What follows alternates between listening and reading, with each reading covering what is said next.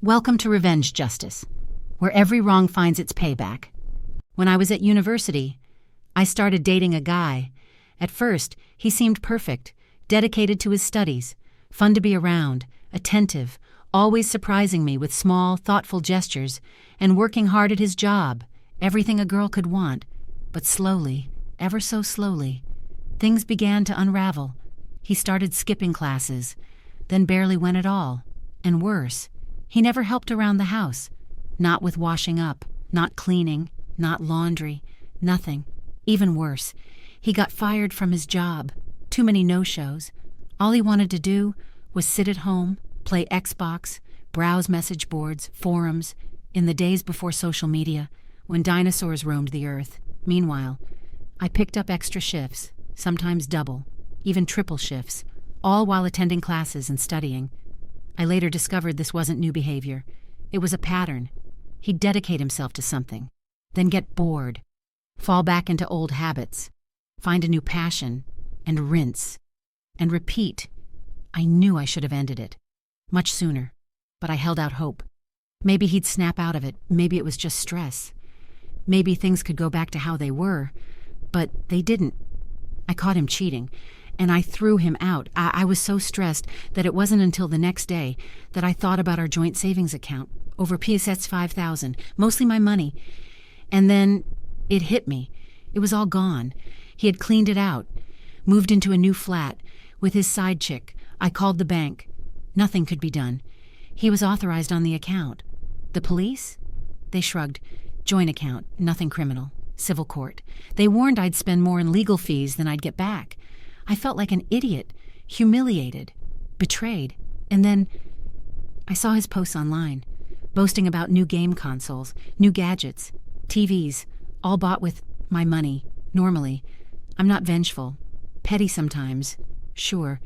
But this stirred something dark, something satisfying. I gave them his new address, his parents' address. Careful, precise. Knowing their systems would link him to these locations, flag him, track him. And then I waited. Months passed. Quietly. I watched. And then the posts began to change, from boasting about gaming PCs to panicked questions about court dates. He called me, begging for advice, pleading. I told him to F off.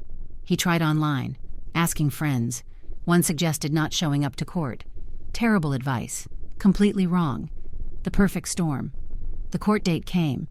He didn't appear. Weeks later. I saw it. Photos of his empty flat. Bailiffs had taken everything. All the gadgets, the toys, the luxuries. Gone. On top of that, multiple CCJs, county court judgments. Devastating for anyone's credit. Impossible to rent. Hard to find loans. Mortgages. Even jobs in finance. And his side chick. She left, all because he stole and underestimated me. I never got my PS $5,000 back, but seeing everything he bought taken away, justice served, priceless, for those wondering how he accumulated 6 years of debt.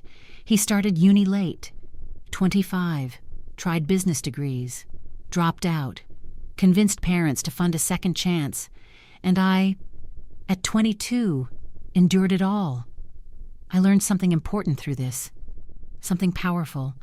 The moral of the story. Pause. Think. Remember.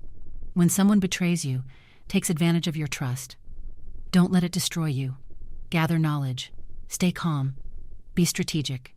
Patience is power. Justice isn't always quick, but it is satisfying. When done right, sometimes the best revenge is smart, silent, legal, unstoppable.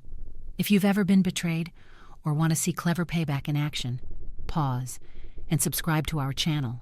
We share true stories, real lessons, and sometimes the most satisfying payback is simply watching justice unfold, because in the end, the truth always catches up.